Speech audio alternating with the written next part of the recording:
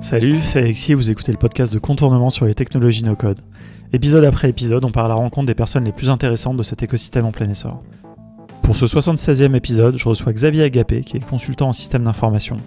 Ensemble, on va essayer d'en savoir un peu plus sur l'informatique d'entreprise et les enjeux de ce monde que l'on connaît mal dans la communauté no-code. Alors il y aura plein de no-code évidemment, mais il y aura aussi du low-code, vous vous en doutez, des process et encore plein de vocabulaire qu'on va essayer un petit peu de démystifier ensemble. Allez, c'est parti.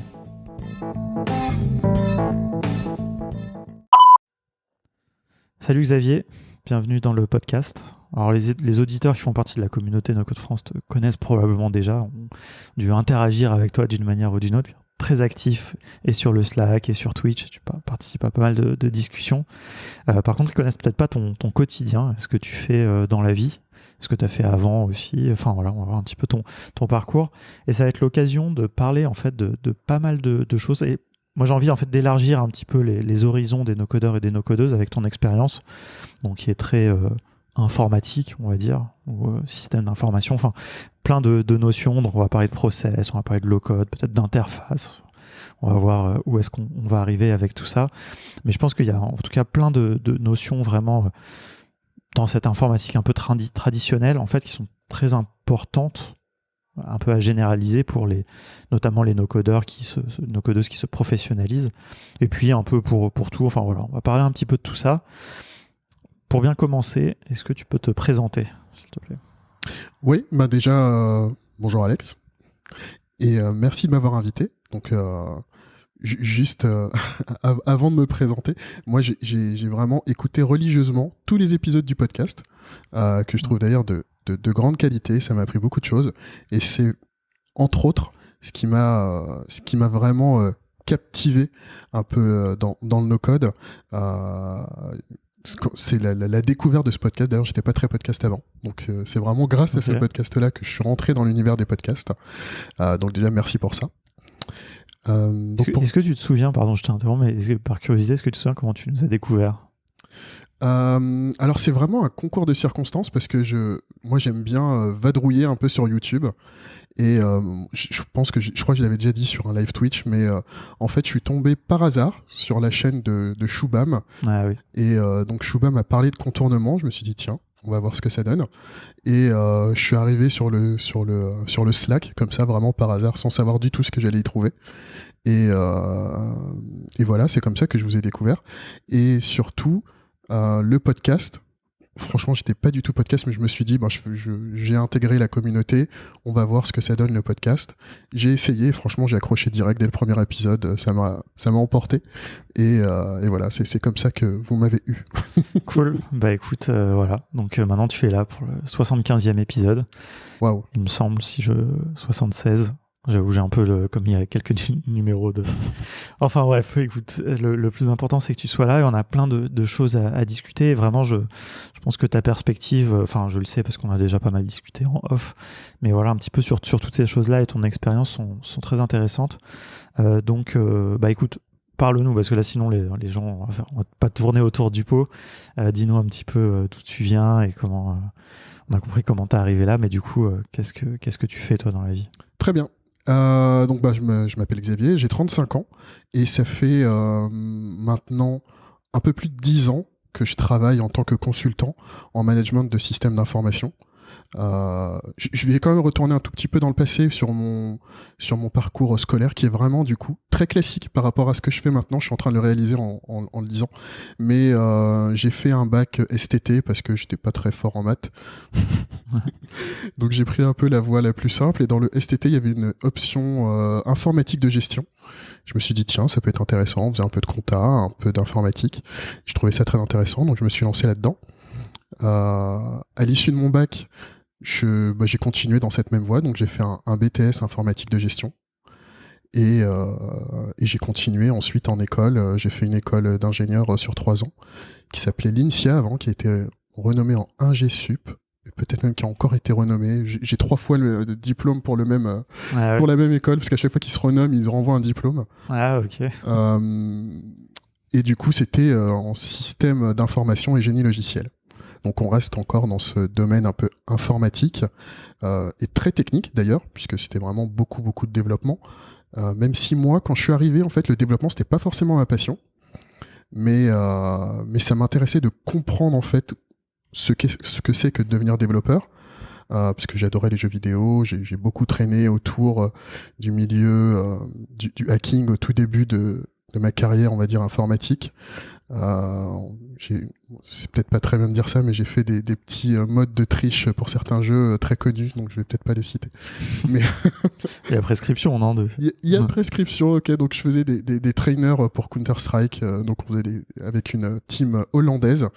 On faisait des trainers pour Counter-Strike, bref, des trucs pour tirer automatiquement dans la tête. Ah d'accord, ok. Ouais. Non, parce que moi je connais pas très bien, j'ai joué à Counter-Strike évidemment, mais... J'étais un vilain garçon. Ouais, ok.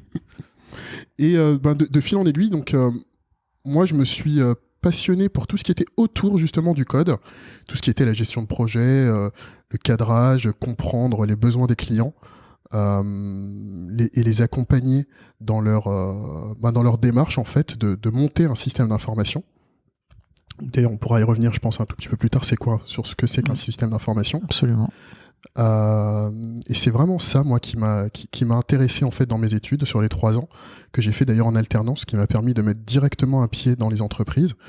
Donc j'ai travaillé pour le Figaro et puis pour une autre entreprise qui d'ailleurs font partie de ces entreprises dont on n'entend pas parler, mais qui font plusieurs milliards de dollars, d'euros d'ailleurs, de chiffre d'affaires. Et ensuite, ça m'a amené, parce que moi j'aime bien ne pas faire comme tout le monde, donc j'ai été dans une école de développement, j'ai fait très peu de dev, et j'ai surtout fait du WinDev, donc je me suis fait matraquer par tous mes collègues développeurs. WinDev, c'était une plateforme qui te permettait de faire des interfaces graphiques sans coder. C'était pour moi génial parce que ça m'évitait, ça me faisait gagner beaucoup de temps. Est-ce que ça rentre, on avait parlé un petit peu dans l'épisode justement avec Thomas Villarenne sur le low-code, de ce mouvement un peu R&D, de développement rapide. Totalement. Un environnement de développement rapide. Ouais, c'était d'ailleurs, alors ils appelaient ça les L5G, les langages de 5e génération, si je dis pas de bêtises.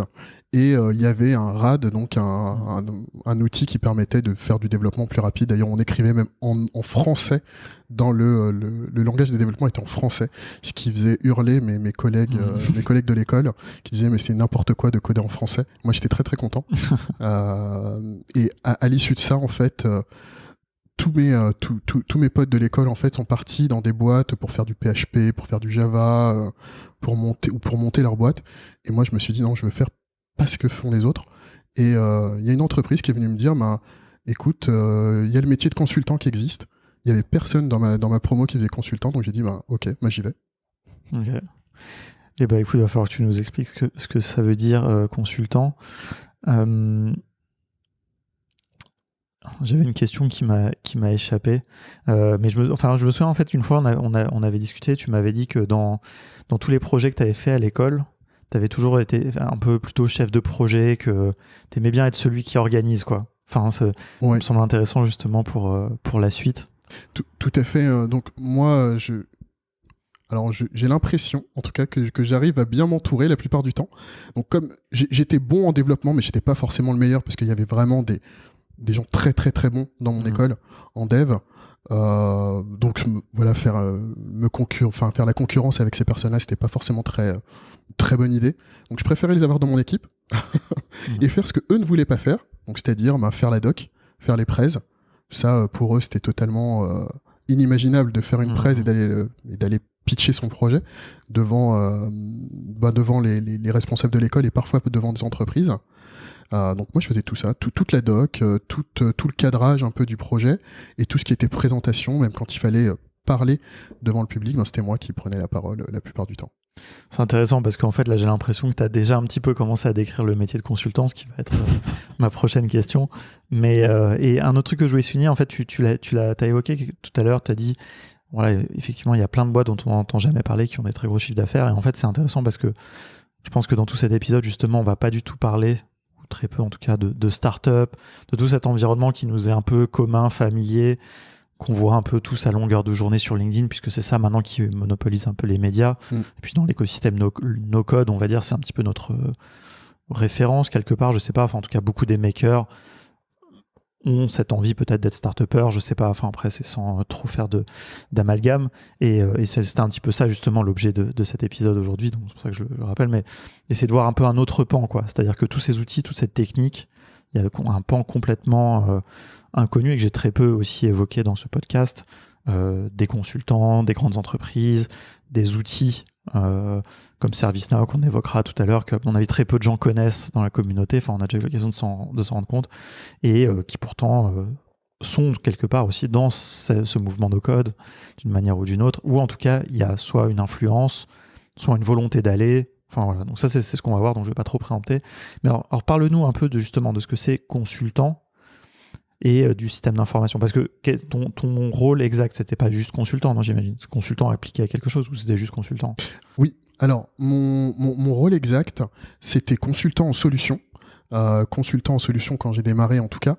Ça veut dire quoi? Ça veut dire qu'en fait tu vas dans une entreprise et que ton objectif c'est d'apporter les solutions numériques les plus adaptées aux besoins de ton client.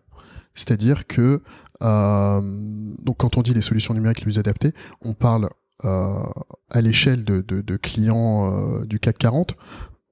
Comme tu l'as dit, hein, c'est pas forcément des startups parce que c'est vraiment sur des budgets qui sont minimum 7 chiffres.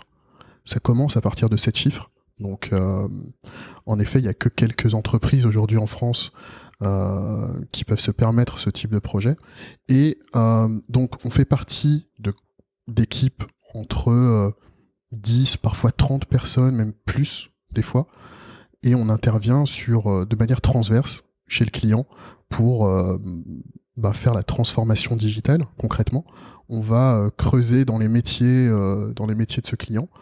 Et on va essayer de récupérer toutes les personnes qui font du Excel ou du Shadow IT et de les réintégrer dans le système d'information, dans la DSI au final. Je ne sais pas si la DSI, ça parle un peu à tout le monde. Ouais, non, justement, on va essayer d'expliquer un petit peu tout ça. Ça va être notre épisode un peu aussi pédagogie autour de tout ça. Commençons par DSI. Donc peut-être système d'information, vraiment, qu'est-ce que tu entends par là? La DSI, donc, qui est responsable de système d'information. Ouais. Et puis après, on viendra au Shadow IT, qui est très spécifique et qui est pour le coup un vrai sujet aussi en lien avec le no-code, quoi. Tout à fait. Alors, le système d'information, déjà, c'est un peu le moteur dans une entreprise. C'est comment on fait transiter les flux d'informations à l'intérieur d'une entreprise. Concrètement, si on veut faire un petit parallèle avec le no-code, ce serait les outils qui permettent de faire de l'automatisation de processus et de faire discuter, je sais pas, le service compta avec le service RH. Je dis une bêtise, mais c'est comment on va gérer tous ces flux d'informations, tous les process qui vont parcourir un peu l'entreprise de manière transverse, comment on les réunit à l'intérieur d'une stack, c'est un mot qu'on aime bien utiliser, d'une stack d'outils, ou même d'un outil un peu plus conséquent. Tu as évoqué ServiceNow tout à l'heure, il y en a d'autres. ServiceNow étant aujourd'hui le numéro 1 sur la place. C'est comment on va organiser tout ça, orchestrer tout ça, pour que les échanges à l'intérieur d'une entreprise soient fluides. Ouais, et aussi, donc ça englobe notamment, tu as parlé beaucoup des flux, mais donc ça évoque aussi le stockage de ces données, pour qu'elles puissent effectivement transiter d'un pôle à l'autre. Et aussi tout ce qui va être alors j'allais dire interface, mais dans ton contexte, interface, ça ne veut pas dire forcément exactement ce que les gens attendent, mais en tout cas les interfaces homme-machine, l'interface visuelle, que ce soit un logiciel, que ce soit un site web, ou enfin voilà, tout ça fait partie vraiment du système d'information au sens large, quoi. Oui, tout. En fait, dès qu'on parle d'un outil numérique, tout outil numérique fait partie du système d'information de ton PC, à ta tablette, à ton téléphone d'entreprise, ou même aux outils connectés que tu peux retrouver dans un camion, dans les entreprises de logistique. Tout ça, ça fait partie du système d'information. Tout ça, ça donne de l'information. C'est pour ça que d'ailleurs ça s'appelle un système d'information. C'est vraiment le système qui permet de faire transiter l'information. Toutes ces petites choses, tout le numérique, tout ce qui donne de la data fait partie du système d'information, et c'est là-dessus que nous, en tout cas que moi, mon métier de consultant, parce qu'il y a plein de types de consultants différents, et donc moi je suis un consultant, ce qu'on appelle ITSM, donc IT Service Management, rien à voir avec des gens qui se baladent en costume de cuir dans les boîtes, mais concrètement c'est comment on manage les systèmes d'information des clients. Et est-ce que peut-être, si tu veux nous raconter, je sais pas, peut-être ton premier job justement, un petit peu en quoi ça consistait, quoi, concrètement. Ouais. En fait, quand on commence en tant que junior, en fait, on est plutôt consultant technique. On va moins se focaliser sur le besoin du client, mais plutôt sur comment on l'implémente. C'est un peu un job de développeur, mais c'est là on va intégrer un petit peu de low-code, parce qu'on fait pas vraiment du dev à proprement parler, c'est-à-dire que je vais pas aller coder une appli de A à Z. En fait, on va plutôt parler de scripting, parce qu'on travaille sur des plateformes en fait qui sont intégrées, qui ont parfois même leur propre langage de programmation. Moi, j'ai commencé sur un outil de la boîte HP, Hewlett-Packard, qui avait son propre langage de programmation, son propre langage de scripting plutôt, avec du RAD encore, on en revient. C'est cette interface qui permet de coder plus rapidement. Mais c'était quoi, juste pour comprendre le contexte, tu vois, dans le contexte, en fait, c'est qu'on avait une boîte, donc France Télévisions, pour ne pas la citer, qui avait besoin en fait d'un outil pour gérer son IT. Mais vraiment juste l'IT, pas forcément le métier de la télévision, mais juste l'informatique à l'intérieur de la boîte. Et donc, ils avaient tout un tas d'outils. Par exemple, les ordinateurs des journalistes. Exactement. Vraiment gérer les biens et les services liés autour de l'informatique. Et ça, on y reviendra, parce que j'ai d'autres définitions croustillantes encore à proposer. Mais concrètement, ce qu'on faisait, c'était récupérer les besoins du client. Donc on avait un chef de projet et une maîtrise d'ouvrage. Alors maîtrise d'ouvrage, c'est vraiment la personne qui va discuter avec le client pour pouvoir lui soutirer des infos et faire tout ce qui est spécification. Et donc ces spécifications sont transformées ensuite, ces spécifications qu'on appelle fonctionnelles, donc qui sont vraiment le besoin du client traduites en fait dans le projet, et moi en fait je m'occupais d'implémenter ces spécifications fonctionnelles, les transformer en spécifications techniques que j'allais intégrer dans ces plateformes HP là en l'occurrence pour cette première mission. Et ça, tu vois, c'est un point, et on va revenir après dessus, mais je dis pour que les gens aussi comprennent un petit peu où est-ce qu'on va aussi un petit peu avec ce sujet.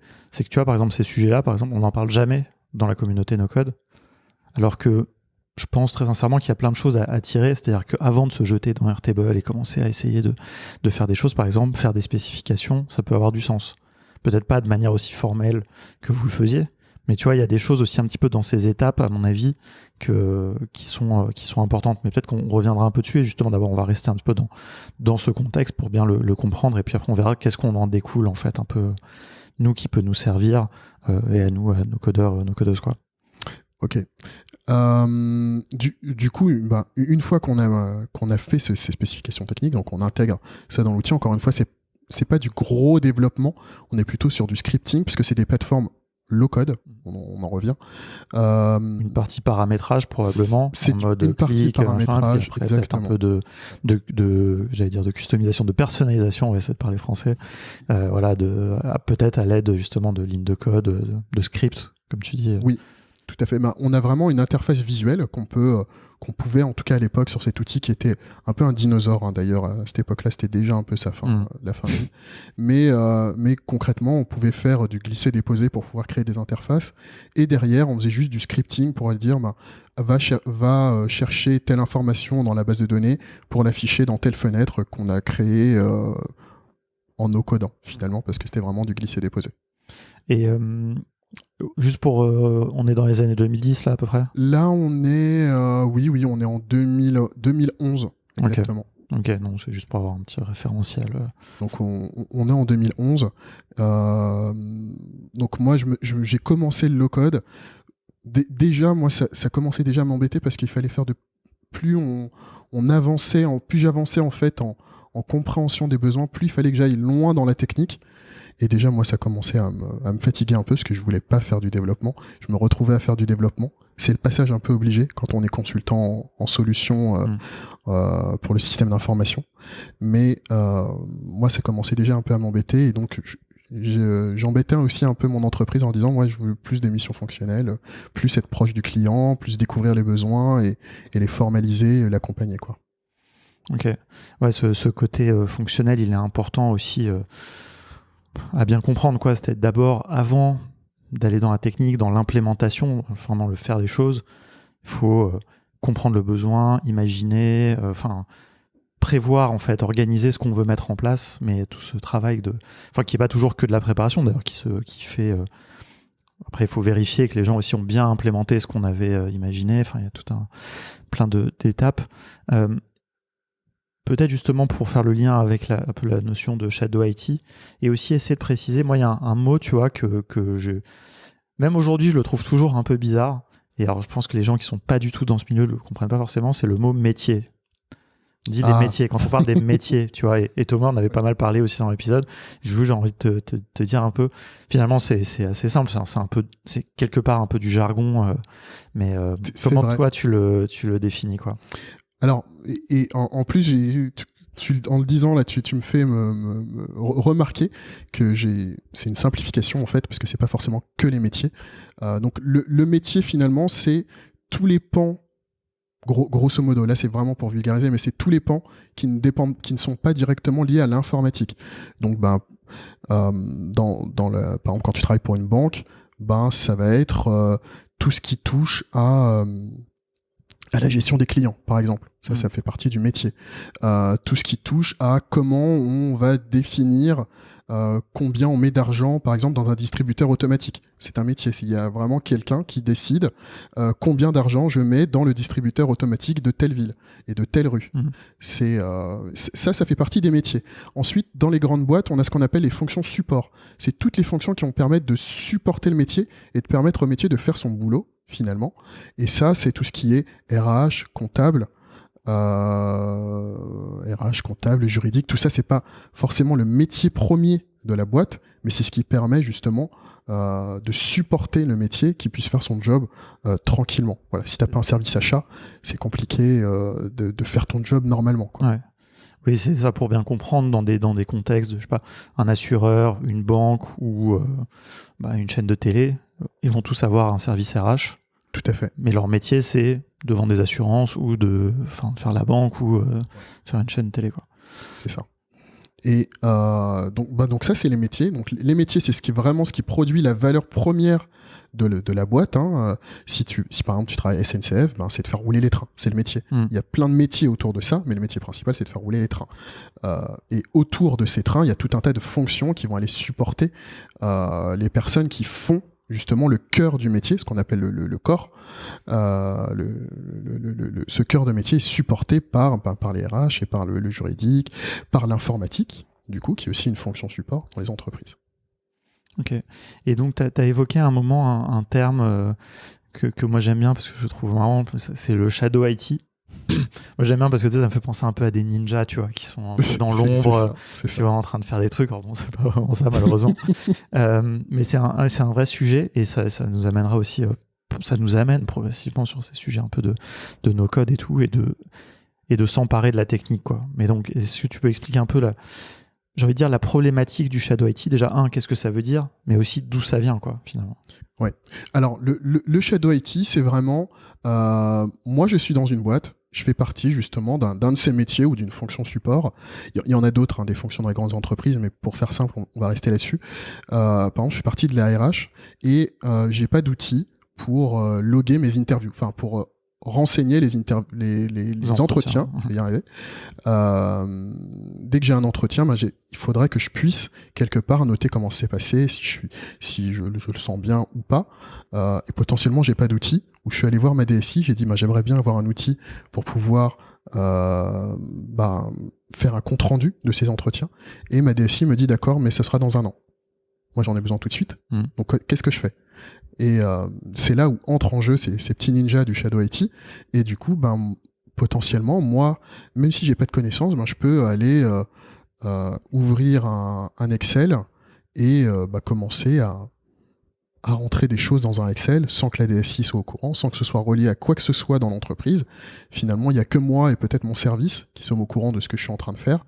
Et c'est là où on parle vraiment de Shadow IT, c'est-à-dire qu'il y a des personnes qui font... Alors, ça peut être du Excel, mais ça peut être aussi, j'ai acheté un logiciel qui me permet de faire ça, que je paye tous les mois, que l'entreprise paye et qui n'est relié à rien d'autre qu'à mon service et personne n'a aucune information sur ce que je suis en train de faire. Et par exemple, tu fais dans Notion, par exemple, tu as rencontré quelqu'un qui t'a dit Notion, c'est extraordinaire, tu as adoré. Même admettons, tu as pris un plan gratuit, par exemple. Donc, plus comme ça, même l'entreprise ne sait même pas qu'elle paye quelque chose. Tout à fait. Et tu es sur ton plan gratuit et tu mets des données de RH dans ce truc-là, quoi. Tout à fait. Et ça c'est typiquement du Shadow IT. Et c'est vraiment parce qu'aujourd'hui encore, les DSI sont overbookés et elles n'ont pas le temps de traiter le besoin de l'ARH qui a pas son outil, le besoin des achats qui n'ont pas leurs outils.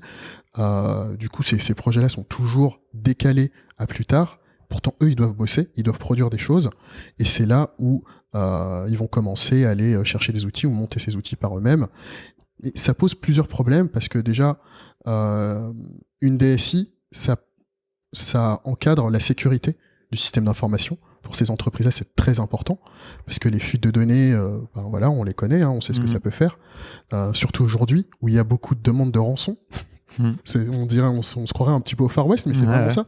Il y a des entreprises qui subissent très régulièrement, parfois plusieurs fois par an, des demandes de rançon parce que il y a quelqu'un qui a fait du Shadow IT,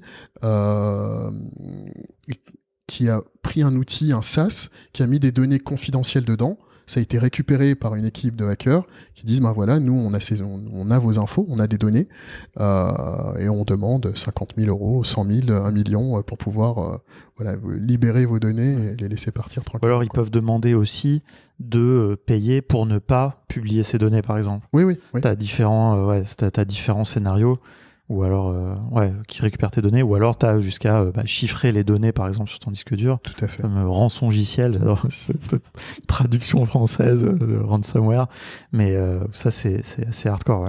Ouais, c'est très courant et c'est quand même assez rare qu'une équipe de hackers rentre dans un système d'information par la grande porte, c'est-à-dire que ils rentrent en ayant creusé un trou dans le système d'information, en ayant traversé toutes les failles de sécurité. C'est très rare. La plupart du temps, c'est une erreur humaine. C'est quelqu'un qui a fait une bêtise, qui a utilisé un SaaS ou qui a ouvert un mail un peu bizarre.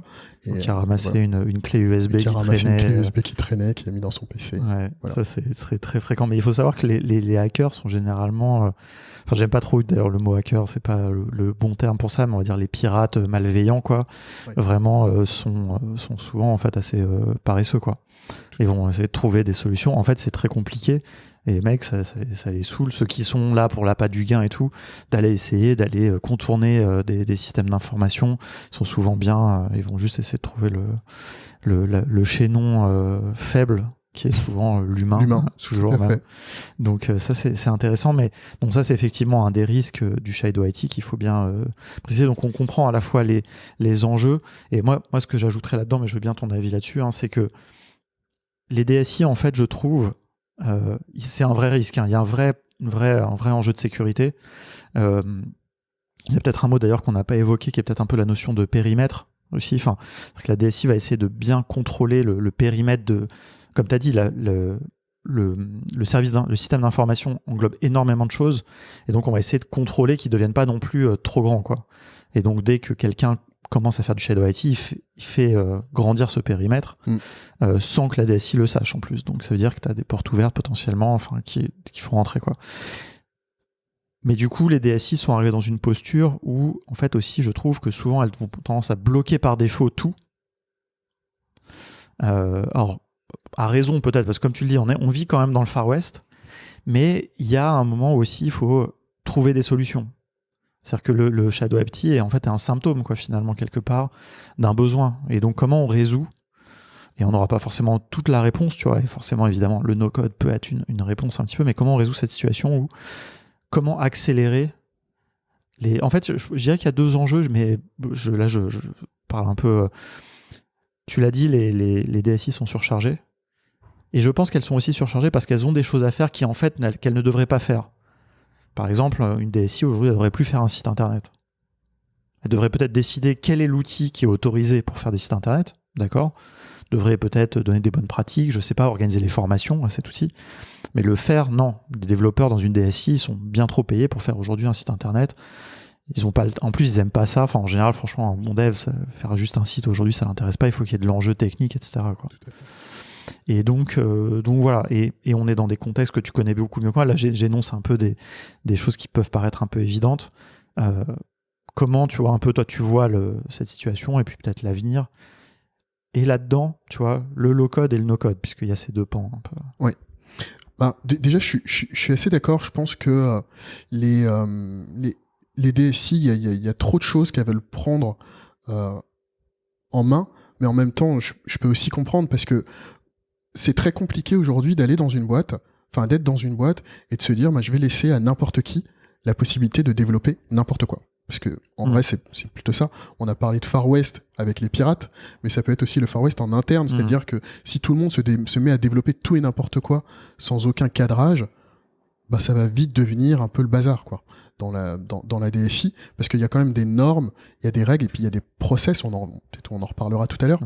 Mais il y a des process à respecter, il y a tout un tas de choses et de pratiques, de méthodes qu'il faut respecter.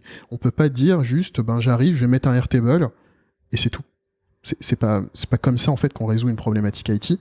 Il faut analyser il y a un besoin et comment on répond à ce besoin en développant potentiellement un outil, mais pas forcément que ça. Les outils ne résolvent pas les problèmes, c'est juste des outils concrètement.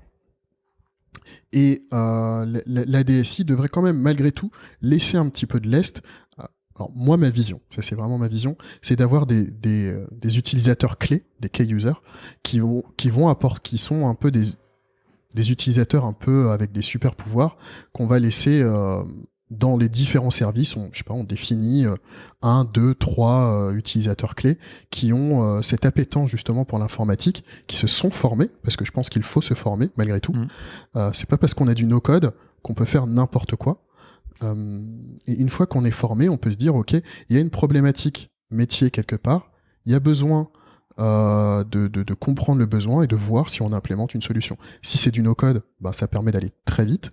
Si c'est du low-code, ça permet d'aller un peu plus vite et d'être plus proche de la DSI, en effet, aujourd'hui, en tout cas. Mais concrètement, je suis assez d'accord sur le fait que la DSI ne devrait pas tout prendre, ses développeurs sont beaucoup trop payés pour faire ça. Et est-ce que, alors, la solution, on va parler un petit peu de low-code, justement, et de ton expérience là-dedans, et parce que moi, j'avais un petit peu affiché, on va dire, mon scepticisme sur le côté citizen developer, sur ces trucs-là. Il y a quelqu'un d'ailleurs qui m'a interpellé sur Twitter un petit peu là-dessus. Il disait qu'il y avait, franchement, il y avait quand même aussi une réalité par rapport à ça. Donc, je serais curieux justement que toi, tu nous partages un petit peu ton expérience, mais aussi même peut-être ta vision un peu plus générale, même des choses que tu n'as pas forcément constatées. Mais est-ce que c'est possible justement d'avoir ces utilisateurs clés, de les mettre sur une plateforme et qui remplacent quelque part ou qui complètent un peu la DSI?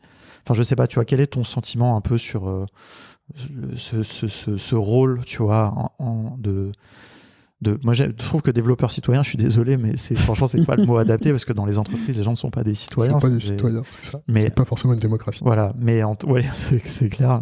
Mais tu vois, justement, mais en tout cas, voilà, peut-être le bon mot, c'est peut-être utilisateur clé, justement. Enfin, voilà, est-ce que les métiers peuvent vraiment s'emparer des outils techniques pour faire eux-mêmes, quoi?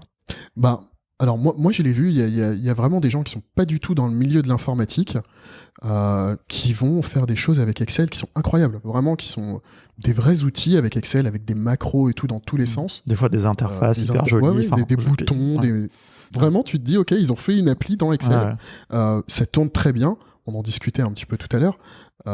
Ces gens-là, franchement, ils ont les capacités, même s'ils l'ont pas forcément fait avec la bonne méthode, mais ils ont les capacités pour pouvoir compléter, pas remplacer, parce que c'est pas l'objectif, mais compléter en fait le travail de la DSI et apporter des outils dans leur périmètre. Tu parlais de périmètre, mais si par exemple je travaille pour la compta, développer un outil pour la compta, c'est ok. Développer un outil pour les RH, ça me semble un peu en dehors de mon périmètre, quoi. Donc si on est quelqu'un qui serait formé aux méthodologies, à comment on construit une base de données, parce que c'est pas trivial.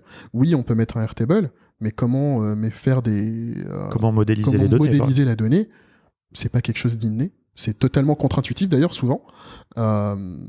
Et du coup, il faut vraiment être formé. Comment on mène un projet, comment ensuite on fait cet accompagnement au changement, parce que finalement, soit on va apporter un nouvel outil, il faut que les gens adhèrent à cet outil, qu'ils l'utilisent, ou alors les faire désapprendre l'utilisation de leur ancien outil pour qu'ils rentrent dans le nouveau. Et tout ça, tu peux pas le faire si t'es pas formé. En fait, c'est vraiment un métier à part entière. Là, quand tu parles d'outils, tu parles de l'outil qui serait créé.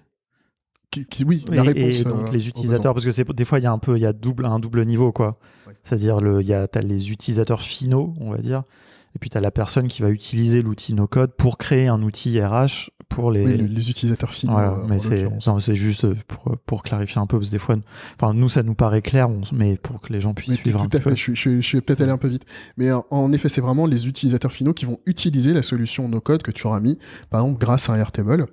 Comment tu les formes, parce qu'il faut les former, il faut qu'ils puissent l'utiliser et que ça apporte quelque chose, pas juste que tu aies mis un outil, toi t'es content dans ton coin parce que tu as réussi à faire un truc un peu sympa, mais au final la valeur elle est pas là, quoi.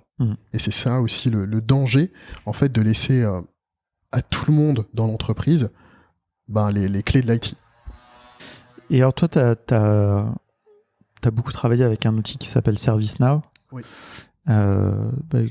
Le plus simple, c'est est-ce que tu peux expliquer ce que c'est un peu, qu'est-ce que ça permet, parce que je pense que quasiment personne ne connaît, que moi j'ai découvert par hasard dans une mission il y a quelques années, dont j'avais jamais entendu parler, alors que comme tu me le disais, je crois que c'est un des seuls outils de cette catégorie qui est présent chez tous les acteurs, enfin toutes les sociétés du CAC 40, un truc comme ça. Oui, c'est présent partout. Ouais. On va dire, c'est un peu le Salesforce de l'IT. Salesforce, dans toutes les grosses boîtes, il y a du Salesforce. Je suis pas sûr qu'il y ait une grosse boîte qui n'a pas de Salesforce. Même dans un petit coin. Ils ont toujours un petit bout de Salesforce. ServiceNow, c'est un peu la même chose. Et c'est l'agrégateur, en fait, des données de l'IT. Donc, tu es dans une boîte, à l'échelle d'une très grosse entreprise, évidemment, ce serait totalement, ce serait pas inutile, mais ce serait vraiment un bazooka pour tuer une mouche dans une petite entreprise. Mais là, on est sur des flux de plusieurs dizaines de millions de données par jour. C'est comment ça permet en fait d'agréger tous les référentiels de la boîte. Donc par exemple, si tu as une boîte comme, je sais pas, qui a 50 000 personnes, la moitié peut-être ont un PC. Où est-ce qu'on renseigne ça dans cet outil, justement? On va renseigner tous les PC, tous les téléphones, toute la flotte mobile, les voitures s'ils ont des voitures, tous les serveurs, tout ce qui est physique, même tout ce qui est immatériel, tous les les protocoles de sécurité qui sont mis en place sont aussi renseignés là-dedans. Tous les flux à ouvrir sont dédiés. Non, vas-y. Non, j'allais juste compléter. Non, mais sur le côté référentiel, pour que les gens s'imaginent, là, je vais donner ma compréhension peut-être, mais c'est l'ensemble, enfin, c'est un peu comme des registres, quoi. C'est-à-dire que tu as un référentiel, ça va être les salariés. Oui. Tu as un référentiel, ça peut être tous les propriétés informatiques. Tu peux avoir un référentiel sur le catalogue de produits. C'est un petit peu, ça représente tout ça, et tout ça va se retrouver dans cet agrégateur. Exactement. C'est vraiment un agrégateur de toutes les informations qui sont présentes dans la boîte. Et pourquoi on utilise ce type d'outil? Parce qu'en fait, on va aller chercher les informations là où elles se trouvent. C'est rarement en fait la source de l'information. C'est plutôt un consommateur de l'information. Et ça va permettre, en les agrégeant finalement, de pouvoir les distribuer de manière plus simple. Ouais, d'en faire quelque chose, quoi, de les exploiter. Exactement. Et pourquoi on dit que c'est un outil low-code? Enfin, pourquoi? Qu'est-ce qui fait que ça rentre dans cette catégorie, par exemple? Alors, comme je disais au début, en fait, concrètement, on met en place des portails, donc qui sont des sites internet, comme des intranets, même si je crois qu'on dit plus trop ça aujourd'hui. Mais c'est vraiment, tu vas mettre à disposition déjà un portail de service à tes employés. Et au travers de ce portail, par exemple, tu vas pouvoir dire mon PC ne marche plus. Comment je sais qui tu es déjà quand tu te connectes? J'ai ton identité, je sais quels sont les biens qui te sont rattachés. Si tu me dis j'ai un problème sur mon PC, je sais tout de suite quel est le PC qui est en cause. Donc ça accélère en fait toute la partie, tout le process en fait de gestion du flux d'informations. C'est-à-dire que je me suis connecté, on a déjà tout mon écosystème est déjà dans l'outil. Et tout ça n'a pas forcément été développé, c'est présent dans la plateforme de base. Moi, en tant que consultant technique ou fonctionnel, qu'est-ce que je viens faire? Je viens mettre une interface par-dessus, je viens mettre des process derrière qui vont dire, une fois que je me suis connecté, que j'ai dit que j'ai un problème avec mon PC, qu'est-ce qui se passe? Vers qui va cette information? Qui doit traiter? et ainsi de suite, jusqu'à ce que la personne ait soit un nouveau PC, soit que son problème soit résolu. Si je prends ton exemple et je caricature un peu, peut-être qu'il y a eu une époque où si tu avais un problème avec ton PC, tu allais dans un logiciel ou dans un portail qui était le portail de la maintenance, tu allais renseigner, puis tu allais ouvrir un ticket, et puis voilà. Et puis par exemple, eux, par derrière, si jamais ton ordi était vraiment complètement cassé, qu'ils ne pouvaient pas le réparer, ils devaient aller sur un autre outil qui était le portail des achats. Enfin, ou peut-être pas portail, enfin, tu vois, l'outil des achats. Enfin, moi, je me souviens, il y a 10 ans, c'était entre 2008 et 2010, j'ai fait une mission à l'ambassade et on avait comme ça toute une suite d'outils, en fait, suivant ce que tu voulais faire, quoi, un truc pour le ticketing, etc. Et là, maintenant, l'enjeu, à travers d'un outil, on ne l'a pas précisé, mais c'est un outil SaaS, quoi. C'est un SaaS, tout à fait. Cloud, tout passe par le navigateur, etc. Oui. Et unifie tout ça. Et ça le permet, en fait, il y a une question de visuel, en fait, tout simplement. Là, on est en train de dire que c'est tout au même endroit. Mais c'est parce qu'en fait, derrière, toutes les données sont là et la possibilité, en fait, comme tout au même endroit, de faire les flux, dire si l'ordi il est cassé, au même endroit, tu peux dire que tu vas le commander. Et puis peut-être la logistique même va savoir être prévenue quand il sera arrivé, quoi. Tout à fait, mais c'est exactement ça. En fait, ça va regrouper tous tes portails que tu avais avant. Donc, pour reprendre l'exemple, ton PC est cassé ou en tout cas, tu n'arrives pas à le faire fonctionner. Il y a quelqu'un qui va venir vérifier, potentiellement, qui va se déplacer, qui va dire « Ok, ton PC, il est cassé. » Peut-être que l'outil, directement, va aller vérifier s'il y a déjà un PC en stock dans le bâtiment pour éviter d'aller en commander un. S'il n'y en a pas, il va aller commander. Là, vraiment, on a tout un process qui va se dérouler et qui va gérer de manière exhaustive, le plus possible en tout cas, les différents cas de figure. Et qui va répondre à la problématique du client interne, puisque c'est pas forcément directement lié aux clients finaux, mais au client interne, qui va lui proposer une solution la plus rapide possible à son problème. Juste avant qu'on vienne, justement, j'ai envie de creuser cette notion de process, et je vais expliquer pourquoi. Si on reprend juste pour finir un peu sur ce côté de citizen developer, etc. Donc voilà, là, on prend un exemple d'un outil qui est entreprise, qui est très connu, qui est très utilisé. Est-ce que, par rapport à ce que tu disais tout à l'heure, la personne des RH, elle peut faire son outil de prise de notes dans ServiceNow? Aujourd'hui, non. Ce sera pas possible parce que c'est une grosse plateforme. Il faut la connaître en fait. Il faut savoir quelle est la table dans laquelle sont rangées telles informations, comment faire Non, elle va pas pouvoir toute seule, en tout cas sans formation, réussir à faire son appli, parce qu'il faut vraiment aller creuser dans l'outil. Je crois que c'était Jason qui disait ça. L'intelligence est cachée dans la petite roue crantée. C'est pas quelque chose qui est vraiment trivial. Il faut vraiment une formation à l'outil pour pouvoir faire quelque chose. Donc, éventuellement, pouvoir mandater un consultant pour le faire, quoi. Et ce consultant, parce que c'est quand même on reste quand même dans le rapport avec le low-code, le consultant, lui, va pouvoir le faire sans avoir à tout programmer. Moi, ce que je propose, parce que je fais aussi, je coach un peu des personnes qui sont en reconversion, et je leur dis, si vous avez développé, c'est qu'il y a quelque chose que vous avez mal fait. C'est qu'il y a eu un système que vous avez loupé, il y a quelque chose que vous avez... alors évidemment, des fois on est obligé, mais moi j'aime bien être un petit peu clivant, mais la plupart du temps, on peut résoudre une problématique dans ce type d'outil sans avoir à développer quoi que ce soit. Okay, il y a tout, il y a un Zapier intégré, alors pas un Webflow, mais quand même pas loin, parce que un constructeur d'interface web. Interface web. Mis à part quelques petits scripts de temps en temps pour pouvoir vraiment aller un cran plus loin, mais grosso modo, on peut quasiment tout faire aujourd'hui en no-code. Ouais, c'est ça. Et parce que tu me disais qu'ils avaient une volonté même d'inclure vraiment un outil no-code, quoi. Alors, il y a quelque chose qui est en cours. Il n'y a pas trop de communication dessus, qui s'appelle le ServiceNow App Studio, si je dis pas de bêtises. Je vais si mes potes de ServiceNow m'écoutent, désolé. Mais il y a un studio qui existe et qui est fait pour les citizen developers. Il y a d'ailleurs une formation, ou plutôt quelques tutos pour les citizen developers, donc ils sont quand même en train d'aller là-dessus, mais c'est pas encore vraiment... il n'y a pas encore de grosses machines de guerre commerciales derrière là-dessus. Okay.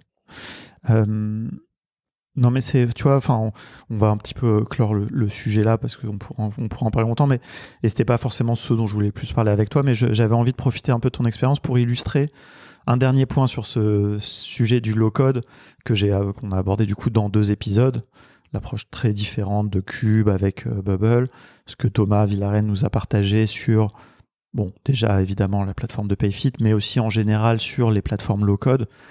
Et puis là, vraiment, le côté vraiment très entreprise, les outils d'entreprise. Et voilà, et on pourra encore, je le ferai probablement plus tard. Si je trouve vraiment des citizen développeurs, et voilà, il y a plein d'outils. D'ailleurs, ça, c'est les gros outils en quelque sorte. Et puis, il y a aussi plein de nouveaux outils qui sont un petit peu dans notre écosystème no-code, qui attaquent aussi ces problématiques-là. Un des épisodes qui sortira, je pense, après celui-là, ça sera avec les gens de XAR, par exemple, qui proposent aussi quelque chose un petit peu toujours pour résoudre cette problématique de pouvoir, en l'interne dans une entreprise, ne pas avoir que les gens de la DSI qui sont en capacité de créer des outils, quoi, de proposer des outils. Voilà, bon, ça, on en reparlera, c'était hyper intéressant. On arrive sur un sujet, tu t'as prononcé le mot pas mal de fois, le côté process. Et c'est là où on va revenir un peu aussi plus concret sur le no-code. J'espère qu'on n'aura pas perdu tout le monde encore. Mais tu vois, sur ce côté, en fait, quand on fait du Zapier, du Integromat, du Airtable, ça, quand on est vraiment dans un contexte d'ops, de no-code ops, comme on aime dire, il y a un truc, je pense, que les gens ne font pas assez, c'est se poser la question de qu'est-ce qu'on veut faire, quoi. Et en fait, là-dedans, il y a un truc qui est clé. Tu l'as évoqué déjà plusieurs fois, c'est cette notion de process, vraiment de flux de données. Voilà, et j'avais envie qu'on en parle un peu et de voir un peu comment on peut un petit peu vulgariser ça, puisque c'est un truc qui, toi, je pense, te paraît évident, que tu fais dans ton quotidien, tu as parlé de spécifications. Comment les gens peuvent s'approprier ça? Quand je dis les gens, les no-codeurs, les no-codeuses, qui n'ont pas un background technique, mais qui, malgré tout, sont dans cette dynamique qu'on essaye tous d'impulser, de devenir un peu plus productif, etc. Comparé à tout ce qui est la prise en main des outils, les bonnes pratiques des outils, ça, la partie process, tout le monde peut le faire. Il n'y a pas de... Il n'y a pas besoin d'avoir fait des études incroyables pour pouvoir mettre en place un process. Demain, tu veux mettre un process pour gérer ton agenda. C'est l'exemple qu'on a évoqué tout à l'heure. C'est tout à fait possible avec des outils très simples et même sans outils. Aujourd'hui, un process, c'est quoi? C'est vraiment un point d'entrée. Donc, qu'est-ce que je veux, qu'est-ce qui m'arrive, quelle est la situation qui va déclencher en fait une suite d'actions? Quelles sont ensuite les actions qui vont se passer à l'intérieur de ce processus et quelle est la valeur qui arrivera en sortie. Donc potentiellement, quand je téléphone à mon médecin ou je prends un médecin sur Doctolib, peu importe si on est plutôt numérique ou pas, une fois que j'ai appuyé sur le bouton pour pouvoir prendre le rendez-vous ou que j'ai raccroché avec la personne de l'accueil, qu'est-ce qui se passe derrière? Et tout ça, on peut le mettre en place nous-mêmes, on peut définir en fait les process qui vont nous permettre de ne pas oublier que dans 3 semaines, on a un rendez-vous. Et tout ça, on peut l'écrire, on peut faire des schémas qui vont nous permettre de se dire, ok, à chaque fois que je vais prendre un rendez-vous, il faut que je pense à faire telle et telle action pour que à J-1, il y a mon agenda qui me dise, attention, t'avais prévu un rendez-vous à telle heure, faut pas le louper. Donc par exemple, ces actions, juste pour continuer, c'est un très bon exemple, c'est que dès que j'ai raccroché, comme tu dis, ça c'est le point de départ, je vais ouvrir mon application d'agenda sur mon téléphone, je vais mettre un rendez-vous et je vais régler, parce que c'est un rendez-vous médical par exemple, un rappel à 2 jours avant. C'est ça. On pourrait se dire par exemple, d'ailleurs, il pourrait y avoir dans ce process un embranchement. Si c'est un rendez-vous qui n'est pas médical, c'est moins important, je me fais un rappel 2 heures avant. Que des choses comme ça. Et effectivement, là, ça peut paraître un exemple un peu trivial, et pourtant, c'est finalement, si on réfléchit bien, on va dire dans notre vie professionnelle, mais même personnelle, mais pas pousser trop loin, les gens vont nous prendre pour des psychopathes, des process, mais dans notre vie professionnelle, en tout cas, on a plein de choses comme ça, et il faut les détailler. Oui. Pour pouvoir ensuite les implémenter, parce que je pense que, tu vois, ce que tu soulignes là, c'est que, tu l'as dit, d'abord, peut-être c'est des choses qu'on fait à la main. C'est pas grave, peut-être je l'écris dans mon agenda papier, quoi. Tout à fait. Sauf que du coup, là, j'ai pas de rappel. Je peux pas avoir de rappel. C'est ça. Et donc, c'est là où, une fois qu'on a fait le process, qu'on a réfléchi à toutes ces actions, après, on peut réfléchir qu'est-ce que je peux automatiser ou non. Et... Oui. Concrètement, on n'est même pas obligé d'aller dans un outil. Si toi, tous les jours, tu vas regarder ton agenda parce que c'est ton rituel, que tous les matins, tu ouvres ton agenda et que tu regardes ce que tu as à faire dans la journée, et ben, que tu le fasses sur un papier, bah, c'est pas grave en fait. Puisque c'est ça, c'est ta solution à toi, c'est de le faire sur un papier parce que dans ton rituel, tu vas ouvrir tous les jours ton agenda et tu vas voir ce que tu as à faire. Mais si tu veux aller si tu veux être un peu plus dans le numérique, donc en effet, tu vas peut-être te lancer dans une automatisation qui va aller te rappeler tous les jours si tu as quelque chose à faire ou pas, d'ailleurs. Ouais. Et si tu veux être dans le numérique, mais je dirais aussi, si on élargit et qu'on va dans le contexte pro, il y a aussi ce passage à l'échelle, quoi. C'est-à-dire aussi, si tu dois commencer à prendre beaucoup d'agendas, beaucoup de rendez-vous, tu vas être sûr d'en rater aucun. Peut-être c'est là aussi où tu vas devoir commencer à te poser la question. Et c'est pour ça que souvent, les gens viennent nous voir, Zapier et tout, c'est génial et tout, on est les premiers à le dire. Mais il faut pas automatiser un truc, par exemple, que tu vas faire que 2 fois, quoi. Enfin, j'ai envie de dire, tu vois, quelque part, les choses, c'est bien de les faire 1 fois, 2 fois, voir si elles se reproduisent. Aussi pour bien les comprendre, modéliser ce process, et puis après, faire l'automatisation, quoi. Tout à fait. Et c'est très important dans le contexte de l'entreprise. Et comme tu l'as dit, pour le passage à l'échelle, déjà le faire soi-même, ça te permet de vraiment savoir, le faire à la main, ça te permet de savoir ce que tu vas faire, ce que tu veux en faire. Puisque concrètement, si t'as pas besoin d'avoir un rappel parce que tu as une très bonne mémoire, on s'en fiche de l'automatiser finalement, parce que tu vas t'en rappeler et c'est insignifiant de faire une automatisation. C'est peut-être même de la perte de temps. Tu vas peut-être passer plus de temps à réfléchir à comment faire ton automatisation que finalement le résultat qui va en découler. Mais dans le contexte d'une entreprise, c'est très important. Il y a tout un tas d'enjeux autour des process, parce que souvent, ce qu'on voit même dans les offres de job, dans les missions, on te dit, je veux mettre en place Airtable. Enfin, moi, quand je vois ça, je me dis non, ça c'est la solution, c'est pas le besoin en fait. Le besoin, c'est qu'est-ce que tu veux faire, pourquoi tu veux mettre en place Airtable, quel est le problème qui fait que tu aies envie de mettre Airtable en place, ou de mettre un outil, parce que finalement, Airtable, c'est peut-être pas la solution qui sera adaptée à toi. Peut-être que ta solution, c'est de mettre Glide ou de faire un Bubble.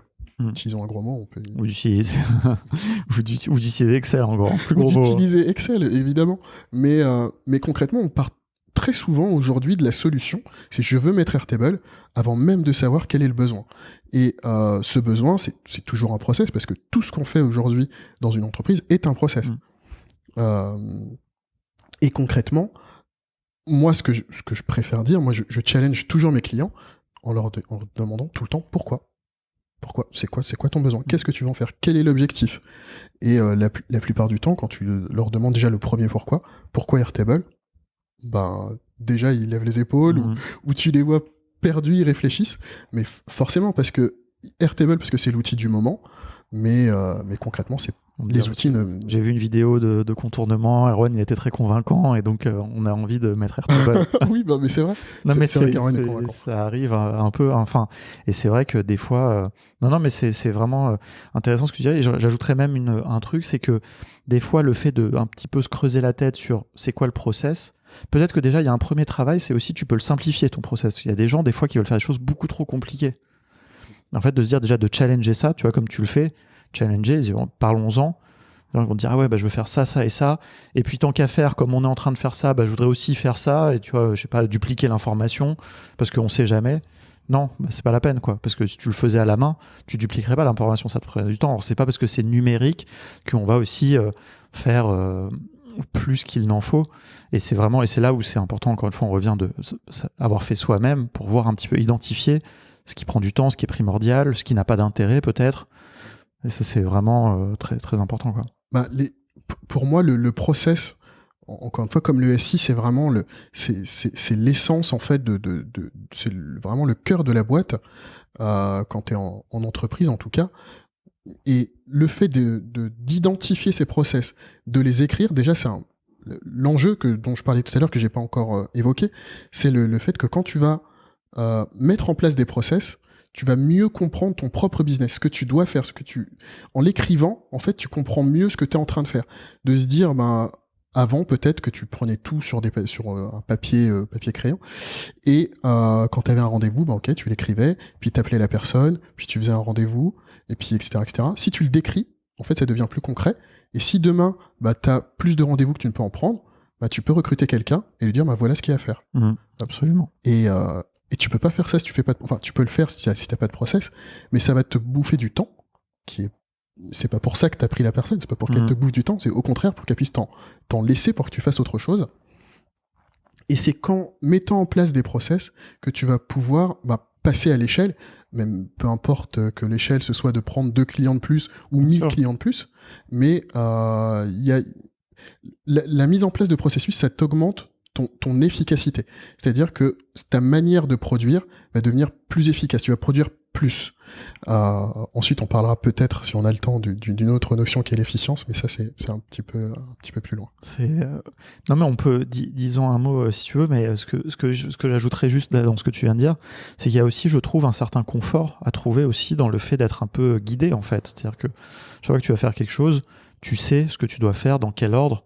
Tu vois, tu te dis pas, tiens, là j'ai un nouveau rendez-vous, bon alors qu'est-ce que je fais? Est-ce que là je vais essayer de le retenir, ou est-ce que je vais le mettre dans mon agenda, ou est-ce que je le mets dans mon téléphone?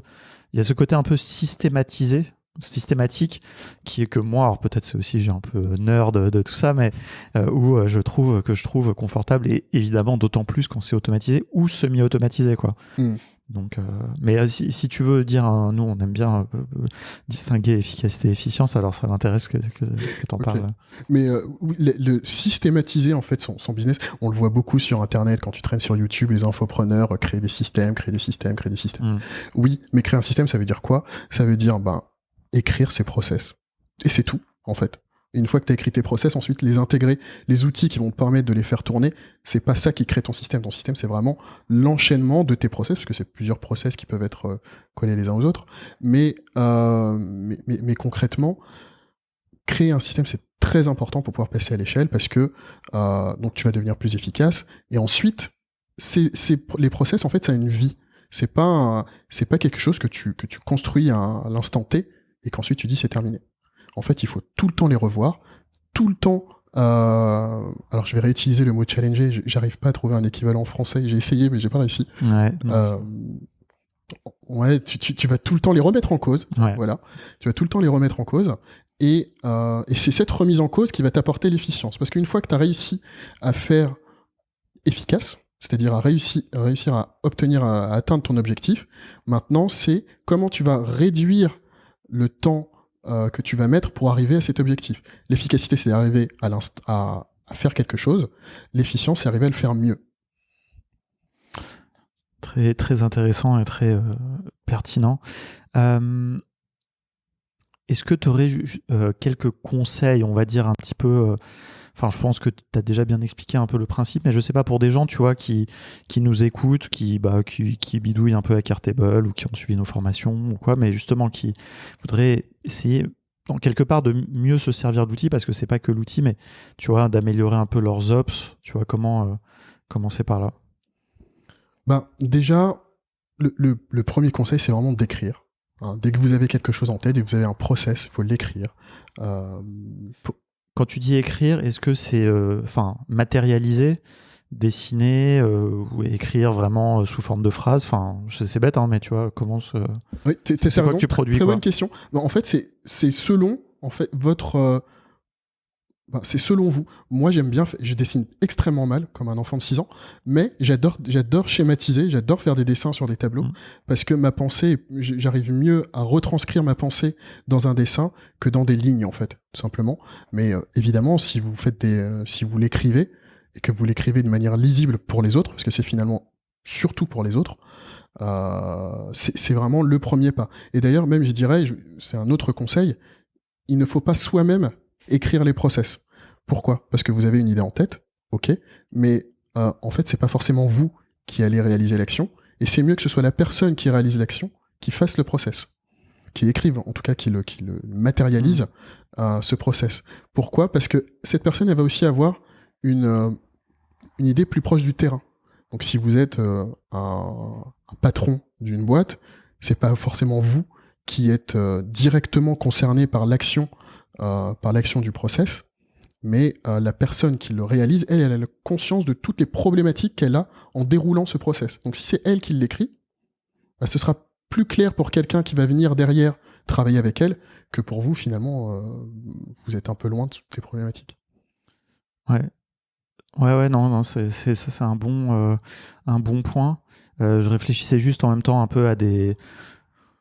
Pour moi, souvent, enfin, c'est peut-être aussi parce que j'avais vu ça à la fac et c'est un peu resté gravé, c'est le côté un peu logigramme, diagramme, enfin, montrer comme ça un peu les étapes matérialisées, point de départ, point d'arrivée, les embranchements et tout. Je sais pas si toi tu fais des trucs comme ça ou... Enfin... En fait, il y a une norme qu'on appelle BPMN. J'ai plus la phrase complète en tête, mais c'est la norme qui permet à toutes les personnes qui font partie de cette secte un petit peu de matérialisation des process de comprendre en fait quand on écrit. Mais on n'est pas obligé d'aller jusque là pour décrire un process, mais en effet, mais dès que vous êtes en capacité déjà de faire un petit dessin ou d'écrire de manière claire ce qui doit se passer dans le process, c'est déjà suffisant. En effet, on peut aller plus loin, on peut modéliser de la bonne manière, mais déjà, si vous matérialisez ce que vous devez faire, ce qu'on doit faire dans le process, c'est déjà un très grand pas. Il y a peu de gens, en fait, qui le font vraiment correctement. Il y a pour illustrer ça, j'invite les gens à regarder peut-être le meetup Notion qui avait été fait où Shubham avait partagé son process de création de vidéos YouTube et donc où il avait matérialisé donc je crois qu'il avait, je sais pas, après bon, les outils, il y en a plein, on peut faire ça dans Google Slides, on peut faire, je pense peut-être qu'il avait utilisé Whimsical, enfin Miro, n'importe, bon, on s'en fout, mais enfin je dis on s'en fout et en même temps c'est bien aussi d'être un truc avec lequel on est à l'aise pour pas se dire ouais ça va me faire chier de faire le process, donc mais bon, il y a toujours un petit peu cette question d'outils tout le temps. Et c'était hyper intéressant. Déjà, son process était intéressant. Il montrait bien. Et donc, ça matérialisait bien les choses qu'il faisait à la main, les interactions qu'il y avait avec son monteur, voilà, tous les étapes. Et lui, ça lui permettait de scaler, parce que c'était un petit peu le sujet aussi de son intervention. Comment passer à l'échelle, passer de, je sais plus, il faisait une vidéo 2-3 par mois, puis à 2 par semaine, en étant efficace et puis en se cassant pas trop la tête et tout. Et donc, c'était à la fois intéressant sur comment on fait une vidéo YouTube, mais juste sur vraiment, c'est un process, quoi. Enfin, c'est un process comme un autre, quoi. Mais c'est vraiment ce qui, d'ailleurs, lui a permis de passer à l'échelle, c'est de pouvoir déléguer. En fait, en écrivant son process, il s'est rendu compte qu'il y a des choses qu'il peut déléguer, qu'il n'est pas obligé de faire lui-même.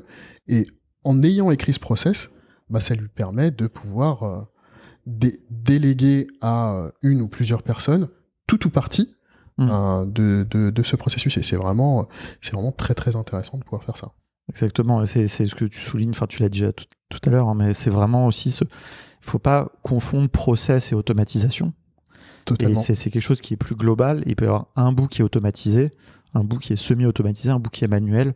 Mais voilà, ce qui est important, c'est cet enchaînement d'actions et c'est un peu ce guide, quoi, ces rails qui permettent d'aller au bout. Et moi, je trouve que ça, c'est vraiment des questions que tout le monde doit se poser. Et j'aime bien aussi un peu cet aspect documentaire pour pouvoir déléguer, pour pouvoir aussi être remplacé en cas de vacances. Moi, je sais que par exemple, nous, il y a des choses qu'on documente, enfin, on essaie de tout documenter, mais certaines choses, j'ai documenté pour que quand je pars en vacances, Erwan puisse faire à ma place certaines choses.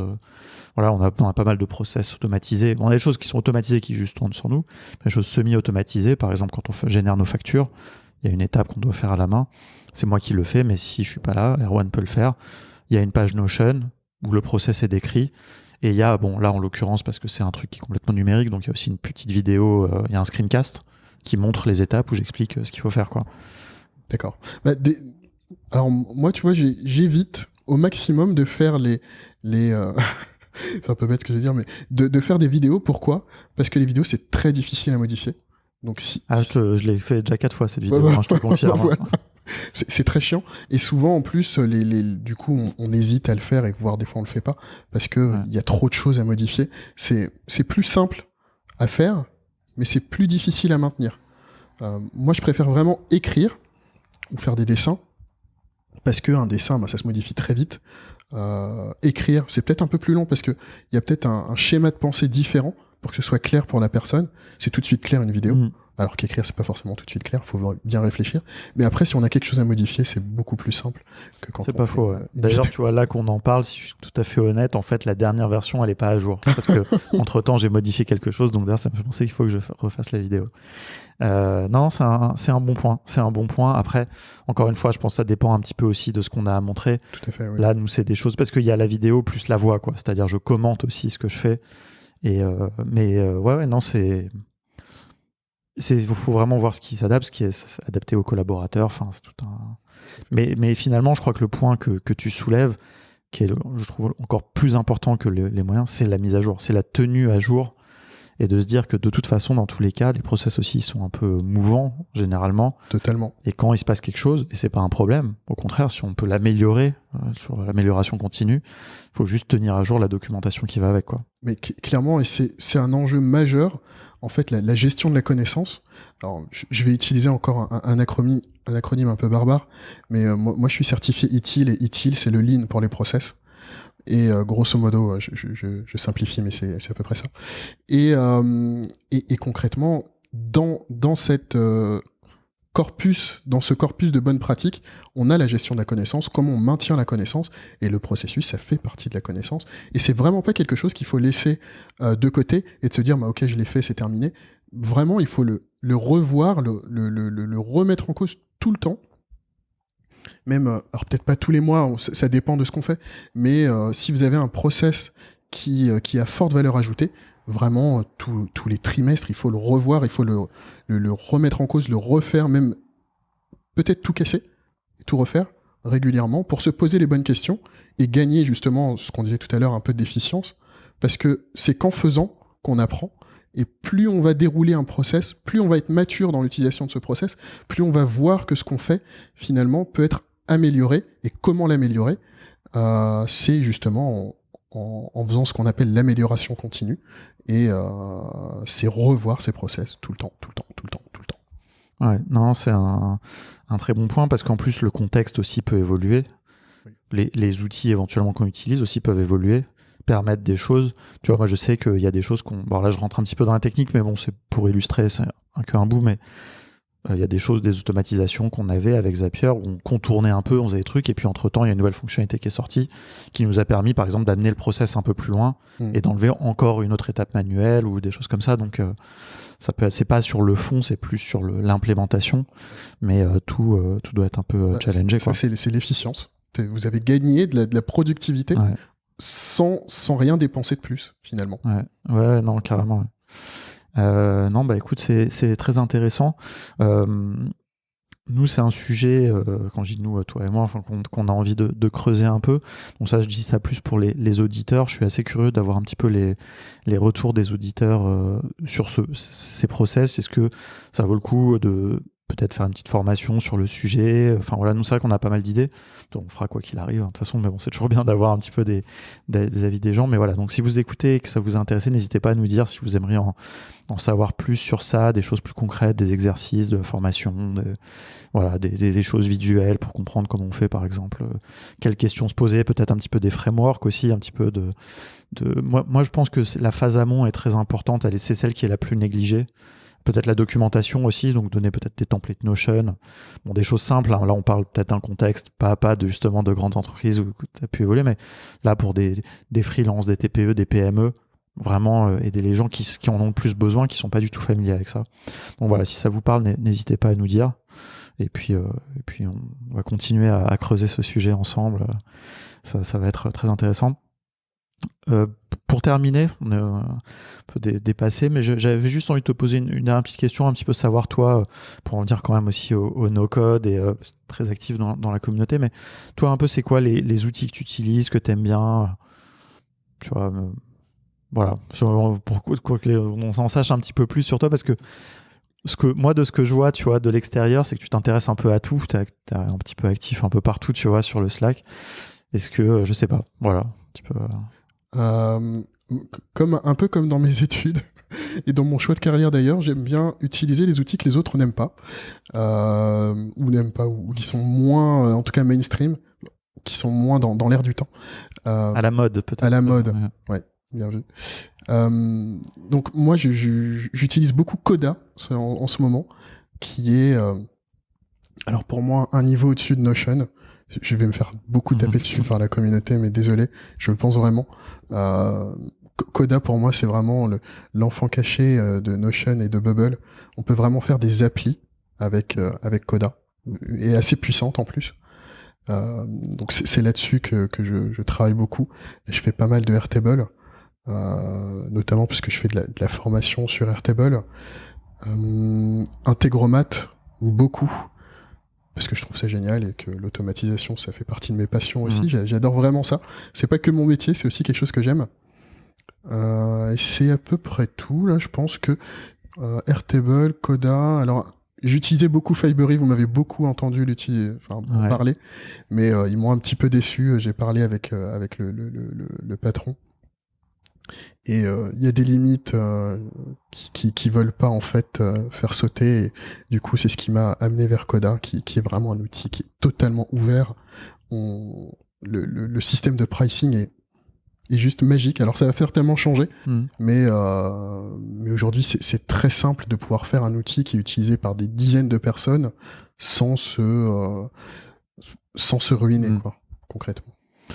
Ouais, Coda, je trouve que le pricing et tout, alors j'ai plus exactement en tête, mais il est quand même très abordable. C'est quelque chose un peu de l'ordre de Notion, enfin, ou de ces outils, où tu as un prix relativement fixe, ça dépend pas trop de ton nombre d'utilisateurs, etc. On n'est pas du tout sur des choses même un peu comme Stacker, qui est quand même pas donné, enfin, oui, c'est très cher. ou même les applications internes de Glide. Enfin bref, on va pas rentrer trop sur la question du pricing, c'est un vaste débat.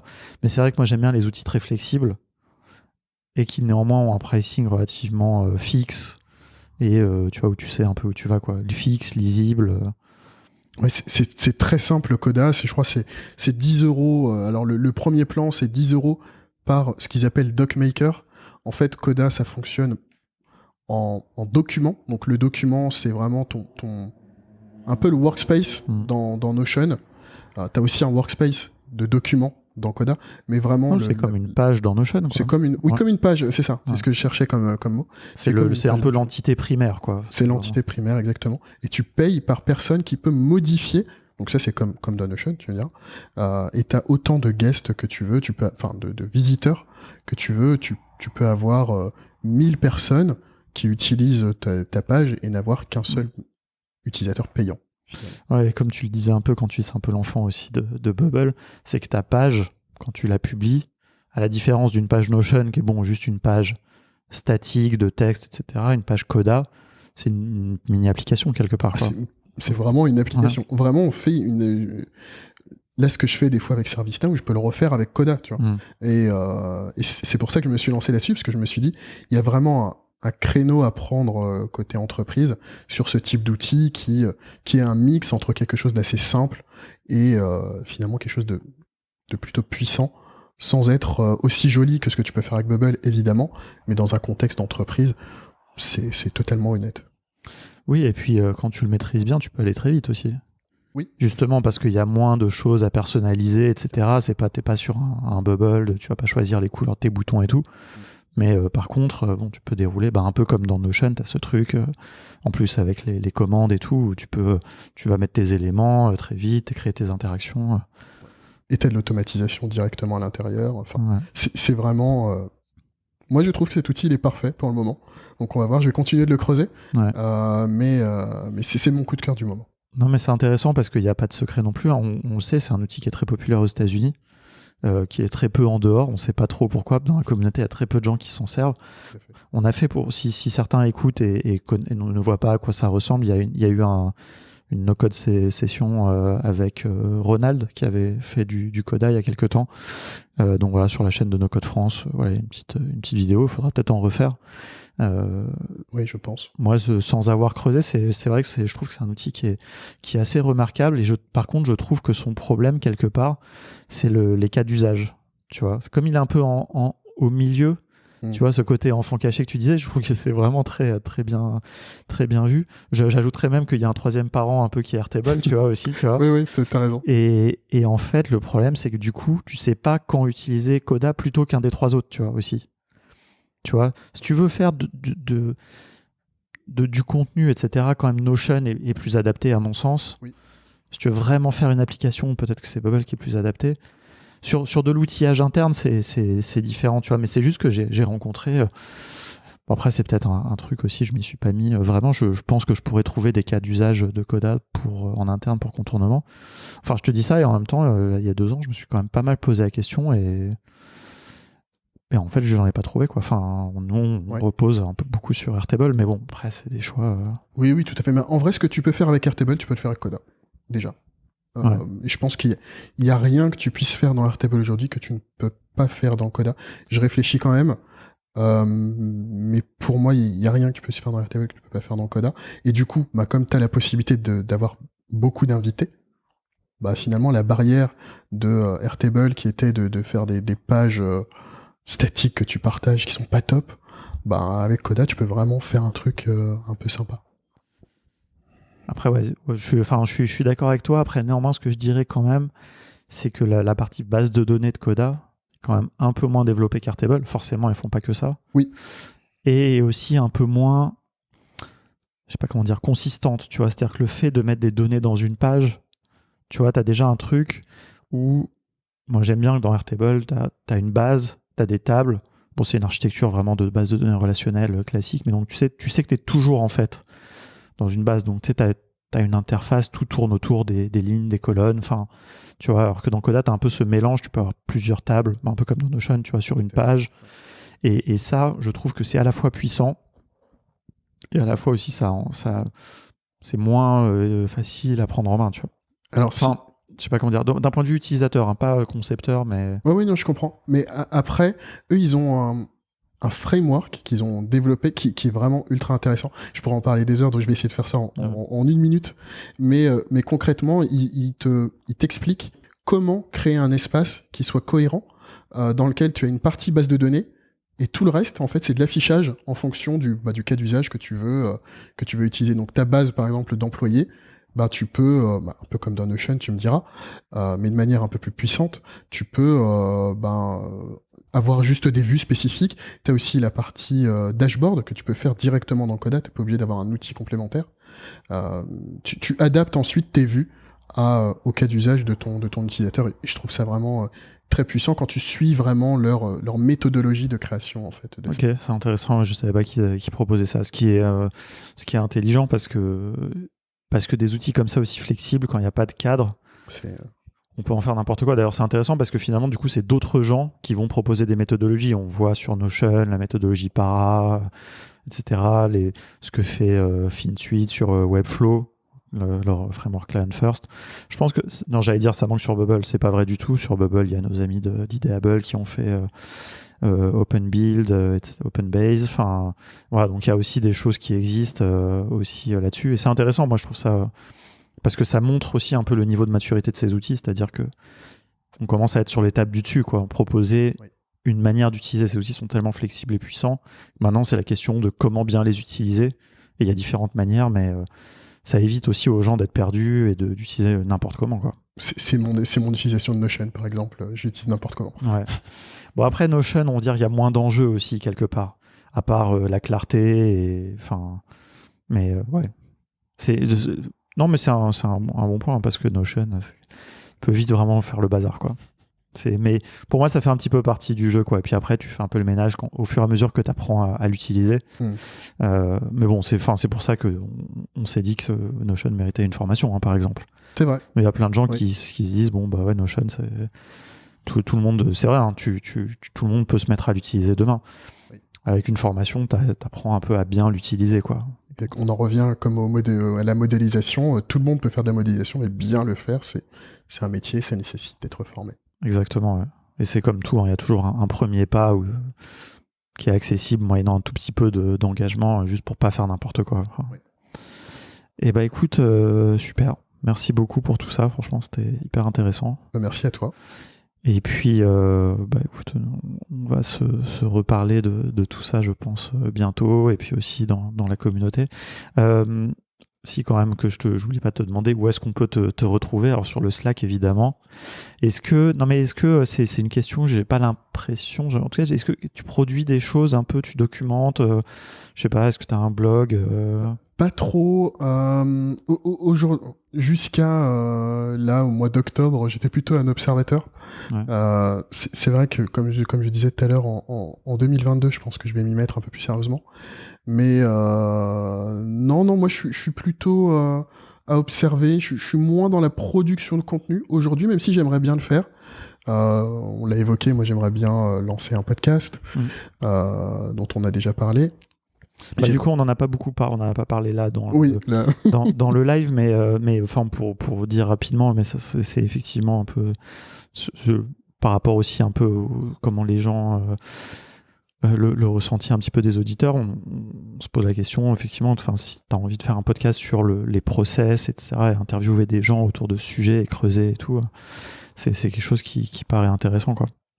Ouais, moi j'ai bien envie de faire ça, et puis non, moi j'aime bien être présent dans la commu. Peut-être qu'un jour j'arriverai à avoir de bonnes idées pour créer du contenu, mais aujourd'hui je préfère plus participer que créer. C'est déjà pas mal aussi, on a besoin de ça aussi. Mon objectif est de rattraper le bot Twitch. D'avoir autant d'heures de vue que lui. Le temps de vue des lives. Et puis, bon, ça c'est tout frais au moment où on enregistre, mais donc tu fais aussi partie du conseil d'administration de l'association No Code France. Oui. Voilà, donc ça on va pas trop en parler, pas trop spoiler, le lancement est prévu au mois de janvier.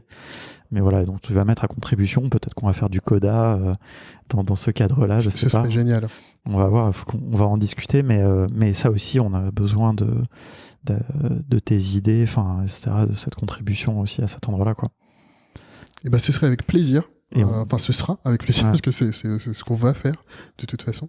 Non, mais je suis très content d'ailleurs de faire partie de l'asso No Code France et de donner un peu de pouvoir à plus de monde. Ouais, bah écoute, c'est super. De toute façon, voilà, on arrive, on est à fin 2021, on est au moment où on enregistre. Je pense que 2022 nous réserve plein de choses passionnantes. Tout à fait. Donc on te retrouve sur Slack, Twitter, LinkedIn. Et Twitch. Et Twitch, dans le chat, sur tous les lives. Voilà, ça fait pas mal d'endroits, ça fait pas mal de points de contact. Ouais. N'hésitez pas à me contacter, hein, je suis très joignable d'ailleurs, si vous voulez discuter de quoi que ce soit. Ouais. D'ailleurs, je suis curieux de voir j'ai eu un retour assez sympa de Benoît Dussault, que j'ai interviewé, donc qui était l'épisode 73, je crois. Faut que j'arrête d'essayer de me souvenir des trucs. Des fois, en fait, j'oublie. Je dis un truc complètement à l'ouest. Je crois que c'est pas ça en plus. Mais ouais, non, 60... Attends, j'ai perdu. Ouais, bref, là, j'en ai fait trop ces derniers temps. Mais il m'a envoyé un message. Il m'a dit, ouais, j'ai eu plein de demandes d'ajout sur LinkedIn. Et j'ai trouvé ça sympa comme retour, tu vois, en termes de quel est l'impact en quelque sorte du podcast, tu vois, parce que moi, on se rend pas forcément compte de est-ce qu'il y a des gens qui écoutent, qu'est-ce que les gens écoutent, est-ce que les gens écoutent jusqu'au bout, est-ce que tu vois, qui est-ce qu'on sait, et donc j'avais trouvé ça cool, donc j'espère que tu auras plein de requêtes ou je sais pas, ou des messages, ou je sais pas, des messages sympas évidemment. Donc voilà. Ce sera un indicateur. Exactement. Je te ferai un retour. En tout cas, n'hésitez pas. Je parle à tout le monde et je ne mords pas. Merci beaucoup. À bientôt. Merci. À bientôt.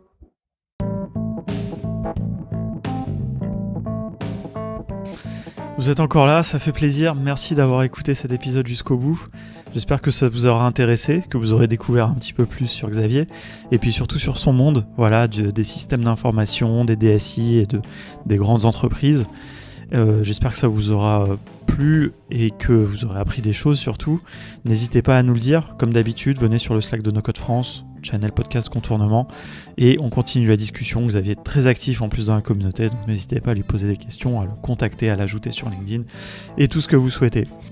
Et si vous pensez que tous ces sujets qu'on a évoqués méritent de creuser dans d'autres épisodes de podcast, voire d'en faire un podcast séparé vraiment, nous ça nous paraît intéressant, parler plus de process et de ces choses-là, aider, mais d'un point de vue très pragmatique, évidemment, on va arrêter d'utiliser un petit peu ce mot process, mais on pense même à faire une formation sur le sujet pour aider les no-codeurs et les no-codeuses à s'emparer un petit peu de cette manière de travailler où voilà, on ne se jette pas uniquement dans l'automatisation, mais on essaie de réfléchir à qu'est-ce qu'on essaye de numériser de manière plus générale et ainsi faire sa base de données, faire les automatisations qui vont avec, réduire les interactions humaines et faire toutes ces choses-là pour gagner du temps, pour être plus productif et puis faire des longs apéros et des grandes balades avec tout ce temps libre. Comme d'habitude, vous connaissez notre philosophie sur la productivité. Voilà, donc si ça vous parle, contactez-nous, ça nous aidera beaucoup. On fait un petit peu notre petite étude de marché à la fin de cet épisode. Voilà, moi je vous retrouve demain avec Magali Boisseau qui a créé Bédicassa il y a plus d'une dizaine d'années. Et vous allez voir, c'est une histoire entrepreneuriale passionnante. Allez, à bientôt.